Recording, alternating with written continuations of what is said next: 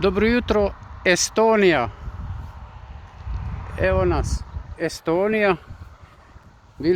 Noćili smo na svega par kilometara u onom pravcu u Latviji. Sad smo u Estoniji. Evo nas. Još neki 200 km do Talina i plovimo dalje. Plan je ući danas u 12 sati na brod za Helsinki. I koliko stignemo po Finskoj danas odvoziti. Očekujemo da će sve proći bez problema. Imali smo malih poteškoća sa kupnjom karte. Sad smo stali, sad se nadamo da će karta biti uspješno kupljena, vidjet ćemo. I to je uglavnom to. Eto, 200 km do luke. Estonija.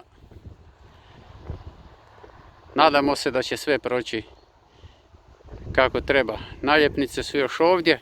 Još ovdje su tvoje od prošle godine. Naljepnice su ovdje. Tu. Prošla godina. Evo ih. Evo ih. Republika Estonija. Pozdrav ekipa.